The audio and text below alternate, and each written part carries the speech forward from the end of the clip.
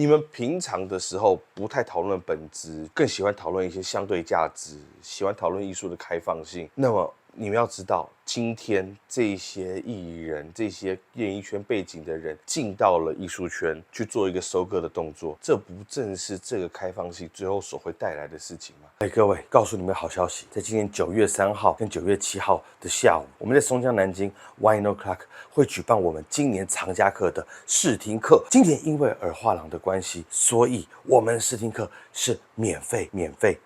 但是在这之前，最重要就是记得要报名，因为人数有限。报名链接我把它放在我们下方的资讯栏，所以各位要来要快。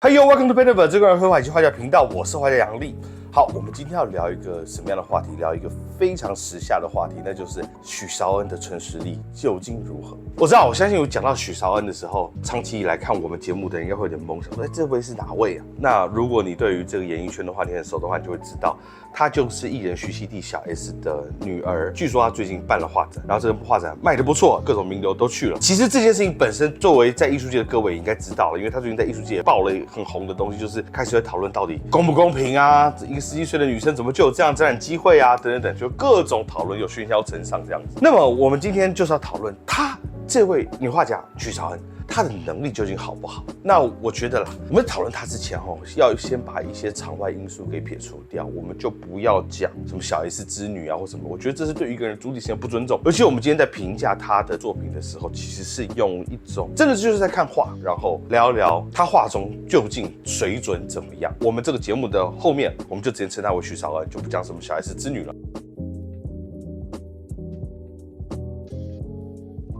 讲到纯实力其实还是那个绘画学先拿出来谈啦。我们的第一层次的这个绘画智商，造型、构图、色彩、涂色法这4个要素来谈它。谈到造型可以说以绍恩的能力来说，因为他画面大部分出现就是一个脸，其他地方出现的挺少。他的造型能力绝对是有一定的水准，要不然基本上他很难画出一张能让你看得懂他做什么表情的脸。这件事情他是可以做到的。但是其实这个造型本身，你要说要有多少的这种创造力的话，就反倒还好，其实没有什么太多可以提。这方面如果各位熟悉潮艺术的话，这里面有非常多这种影子在，所以其实对于造型能力上来说，倒没什么很厉害的地方。那再来我们讲讲它的色彩，绍恩的色彩其实非常柔和，这种色组的表现上来说，也没有给出很多非常颠覆性的这种颜色使用，其实还是偏保守。然后它有很多画根本是单色的，比如说接近于粉红色色调去勾勒整张脸，所以从色组的这种创意来说也不算，但至少看的是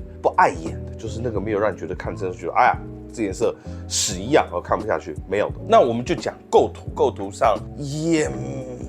蛮乏善可陈的，因为就是一个大头蛙摆在中间嘛，然后也因为它造型能力上的认识的不够，比如脖子啊、手啊，它这些有很多地方可以加进来再处理的地方，会因为它造型能力不够，也不敢把这东西放上去，所以构图基本上也就是这样。那谈到涂色法的话，它的涂色法就天哪，我讲了好几次乏善可陈。第一个，这也不是他强调的事情啦，他没有很玩弄材料，这里面亚克力啊、油画啊，该出现的厚度其实也不是他真正在意的，他就是很平淡的把这个东西给涂出来。所以我前面讲的3者会是他更加注重的东西。我觉得以他目前来说，涂色法上没有过多的去考量，但前3者他一定是有。OK， 所以这样讲完我们可以大概知道，整体来说配合下来，其实效果还行。意思是审美上没有让人觉得哇，真的是好像吃了屎，我看不下去。可是呢，其实就我刚刚这样讲下来，你会发现他的画这水准也大概就是一般目前大学的很多在校生的能力，没有更多，也没有更少。从所谓的创造力来说，没有多创造出一些什么样更新的一些风格出来。那我知道这时候有人就会说，杨力那你不是要讲表达吗？我觉得以绍恩他现在的那个画面上的路数来讲这种大眼睛娃娃的表达，大部分都不脱一种情绪的抒发，其实是想要让人在脸上去读到一些很独特的事情的。邵恩有没有做到呢？他其实有做到，可是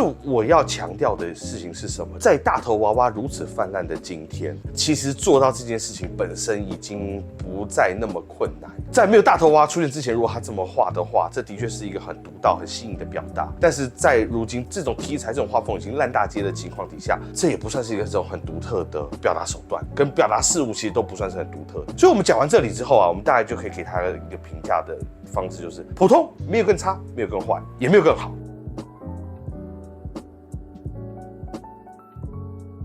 那么，当我们分析完这件事情之后，就是许昌安的纯实力，我们接下来要分析他的背景，就是说人在画画的时候，他绝对不是单独的前无古人后无来者的，这里面都是有脉络的，都是有影响他的。其实我们不难看出，在邵恩的画面里面，潮艺术是他一个很主要的视觉资源。在评邵恩的绘画的纯实力之后，我们还要讲的是影响他的那个脉络的纯实力，也就是潮艺术的纯实力是如何。潮艺术这个词其实不是一个很严谨的艺术界会用的词汇啦。原因是因为它更多的像是一个商业跟艺术所融合出来的一个现象，而不是一个在学术上真的很站得住脚的一个所谓的派别。那么潮艺术呢，其实在欧美跟在东方有一些不一样的脉络。在欧美自然是朋克、地下文化、街头涂鸦这种东西的影响是非常多的。然后还有就是跟各种潮牌的联名，这个是不管是亚洲还是西方的潮艺术，基本上都有这种特色。在亚洲大家就很知道嘛，草间弥生、奈良美智、村上隆、和风的这种影响，那尤其村上提出的那个超扁平理论，那这一个脉络多半就会跟很多动漫、卡通、漫画、二次元文化这些东西有关系。很明显的，邵恩的那种画属于后者。那么我们现在就来聊聊潮艺术的纯实力。潮艺术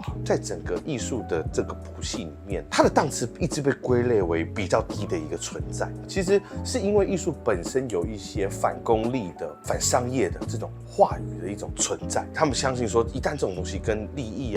跟炒作什么沾上边，其实都是很多真正艺术长期经营者很不想去碰的那一块。所以一直以来，潮艺术在艺术界内都很不受待见。好玩的事情是什么？其实今天作为画家的我来看潮艺术，我恰巧认为潮艺术低的原因，从来就不是因为说它是商业的、功利的等等等，我觉得这不是原因。我觉得对于画家来说，潮艺术让我们看不上的点，是因为它太简单了。简单说，它内部的绘画含量太容易了，而且好玩的事情是，它简单就算，它也很容易出效果。所以其实像我刚刚在评邵恩的纯实力的时候，这大概就是一个培训3个月，一般人培训3个月之后能有的一种绘画表现。其实你会看到，这样子一个3个月培训的去创造一个潮艺术的画面是没有丝毫问题的所以这个东西才是我们认为潮艺术本身上限不高。其实今天但凡对于绘画有一点雄心壮志的画家，都不会选择一个如此简单单薄的潮流作为发展。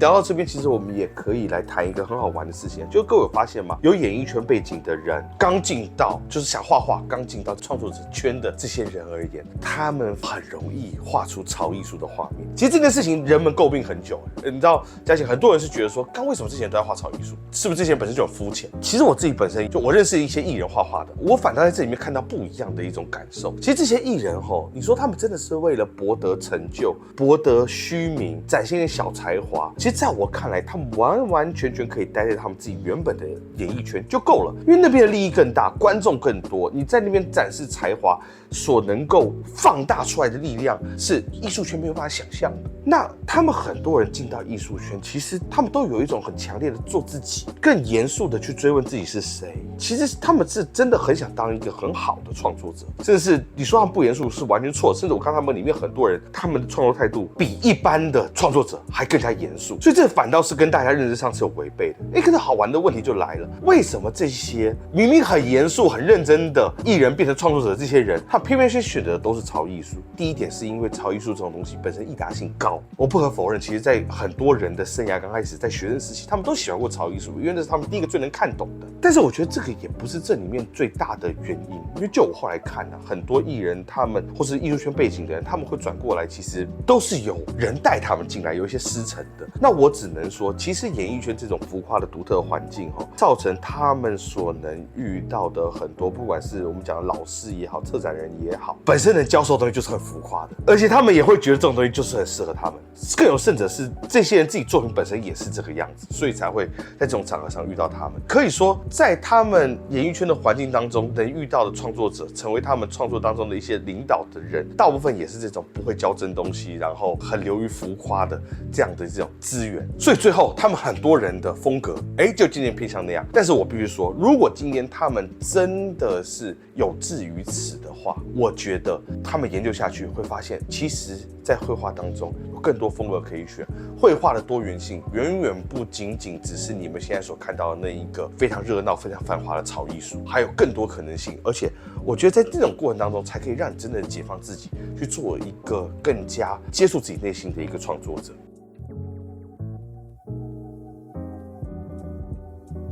那说完这么多我们来做个结语，就是许绍恩他的绘画纯实力的结语。简单说，17岁还年轻。其实我觉得大家不用过度的吹捧，也不用过度的踩，他的绘画其实就属于一般在大学里面的大学生会有的一个水准，甚至17岁、11岁甚至还不是一个进大学的年纪，所以这样画起来，其实我觉得说没有说特别的差。但是如果绍恩你自己本身在未来在绘画上，你想要有更不一样的成就，你想要当一个更加认真的创作者，你想要画出别人没画过的东西，只有你有的东西，那我觉得开阔你的眼界，然后去做更多的平行比较，会对你的生涯有更多的帮助。我们在这里预祝绍恩未来一切顺利成功。好了，再来我们来聊聊在艺术圈所掀起的风波这件事情。这个就比较放飞自我了，这个就没有那么严肃了啦。那同时再多一点批判的色彩。简单的说很多人会问说，那你觉得绍恩的画这样到底值不值？我会跟你说，值也不值。什么意思？我先讲不值的层面好了。正如我刚刚的结语绍恩的话，他就是一个大概具有大学水准，然后属于这种如果大学里面有出现这种比较急公好义，想要成为潮艺术的创作者，这些人就该有的水平的那样子的话，那绍恩现在17岁所获得的社会声量、社会影响力，乃至于他所卖出来那个金额，的确是不值。就是一般的创作者，试问能到达这样子的舆论声量，能到达这样子的销售水准吗？其实很难吧，因为我据说听完他是快全售 ，OK， 这是我觉得他不值的地方。那他值呢？值又是值在哪？我老实说这就是我必须就是讲艺术界的问题。其实这次我看了他的价格，但我看不是我真的看他的作品清单了，我是看了他的那个报道上写的，大概好像价格是落在什么8万、10万多少的。OK， 以他的画的尺寸，其实他的作品的价格是远低于现在艺术界的这些作品，所以他其实并没有溢价卖出更高的价钱来。从这个角度上来讲如果你喜欢潮艺术，又想用一个更低的价格，许绍恩不是一个很坏的选择，他反倒是一个更加值当的选择。我讲到这边你就会看到这一切艺术圈本身的大问题是什么？很简单，许绍恩画这种潮艺术，你去想想看，他今天放到台北艺博的时候，他真的有比台北艺博那些潮艺术来的烂吗？他甚至没有比他们烂，跟他们差不多，还比他们便宜。可是你见到现在艺术圈因为许绍恩的关系，各种人开始出来讲，开始出来骂，开始出来说什么？但你可曾见过这些所谓的网络上的大炮、脸上的大炮，在台北艺博的时候敢骂同行2句？好玩吧？这是一个非常好玩的事情。等于说什么？等于说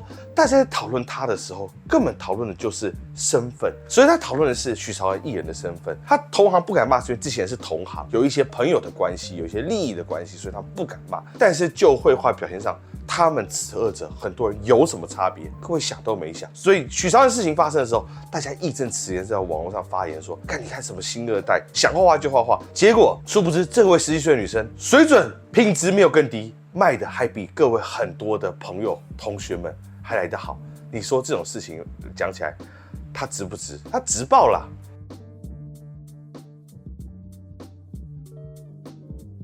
其实说白了，在人人都是艺术家的今天，这些公主、王子、金孙二代们，他们也是人，他们做的东西，我觉得没有什么好说，他们是不艺术的。其实这点我倒奉劝艺术界的各位，你们平常的时候不太讨论本质，更喜欢讨论一些相对价值。喜欢讨论艺术的开放性。那么你们要知道，今天这些艺人、这些演艺圈背景的人进到了艺术圈去做一个收割的动作，这不正是这个开放性最后所会带来的事情吗？那既然大家讨论事情都不喜欢从本质上出发，那请问今天发生这个事情又有什么好骂的？如果有一天一个正二代，他今天选择去做歌星、影星，然后金马奖、金曲奖就因为他是正二代随便得的话，请问这个问题到底是这个正二代的问题，还是演艺圈的问题？如果放在以前权威时代，那的确这个形势比人强，这个政权就是这么强力。但是到了民主自由的今天，还发生这样子的问题的话，那我觉得大概率不是这个正二代的问题，其实反倒是艺术圈的问题。一个不讨论本质的圈，必然就会造就这样子的现象。OK， 这里是 Pentaverse 一个人绘画以及画家频道，我是画家杨力。有关于上岸这一期，我觉得可以带出很多艺术界的思考跟问题，然后同时也鼓励这位创作者，如果真的想成为一个认真严谨的创作者，有更多的师资，有更多的资源，有更多反思绘画的方式。OK， 那我们下期见喽，拜拜。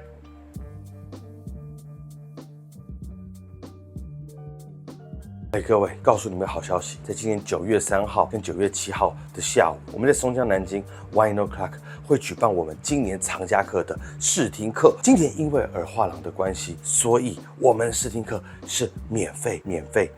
但是在这之前，最重要就是记得要报名，因为人数有限，报名链接我把它放在我们下方的资讯栏，所以各位要来要快。